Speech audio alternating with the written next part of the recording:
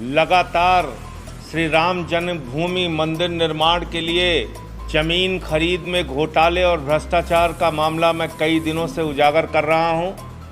अभी तक किसी भ्रष्टाचारी के खिलाफ, भारतीय जनता पार्टी के मेयर और उसके रिश्तेदार के खिलाफ, सुल्तान अंसारी और रवि मोहन तिवारी प्रॉपर्टी डीलर के खिलाफ, ट्रस्ट के महासचिव चंपत राय और सदस्य अनिल कुमार मिश्रा के खिलाफ कोई कार्रवाई अब तक 8-9 दिन हो चुके नहीं शुरू हुई।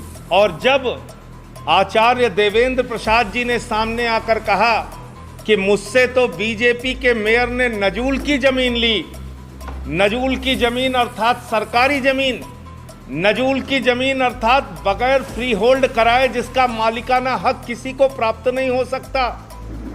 इतना बड़ा फ्रॉड और भ्रष्टाचार बीजेपी नेताओं ने डीएम के साथ मिलकर इतना बड़ा खेल कर दिया।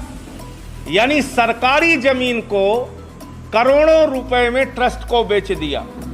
और आपको याद होगा इस बात का खुलासा आचार्य देवेंद्र प्रसाद जी ने किया था कि मुझसे तो नजूल की जमीन ली गई। तो आज मैंने उत्तर प्रदेश के मुख्यमंत्री योगी आदित्यनाथ जी से मांग की है, ये सारी की सारी सरकारी जमीन जो बगैर फ्री होल्ड कराए बीजेपी नेताओं ने और अन्य लोगों ने, भारतीय जनता पार्टी के मेयर और उसके भांजे और दूसरे लोगों ने करोड़ों रुपए में ट्रस्ट को बेच दी, जिस पर उनका जायज मालिकाना हक भी नहीं था, ऐसी जमीनों को करोड़ों में बेच दिया।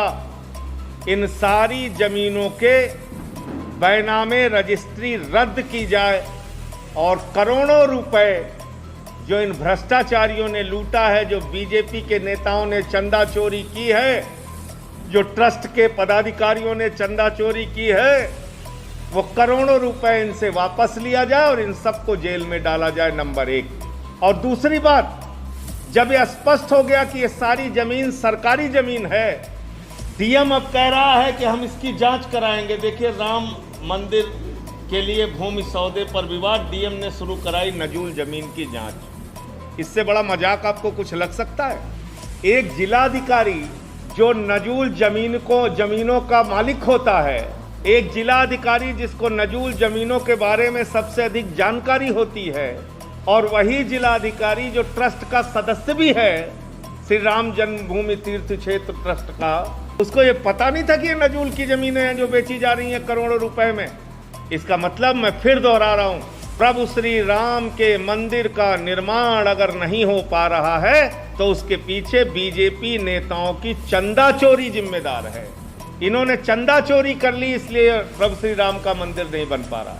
और 1.5 वर्षों में नींव तक जो लोग नहीं भर पाए प्रभु श्री राम के मंदिर की, वो श्री राम के मंदिर का निर्माण कैसे करेंगे आप खुद सोच सकते हैं। जिनका दिमाग चंदा चोरी में लगा है, वो प्रभु श्री राम के मंदिर का निर्माण कैसे कर सकते हैं, वो आप सोच सकते हैं। तो मैंने योगी आदित्यनाथ जी से मांग की है कि प्रभु श्री राम का मंदिर जल्द से जल्द बनना चाहिए। उनके निर्माण कार्य में किसी प्रकार की कोई बाधा नहीं होनी चाहिए।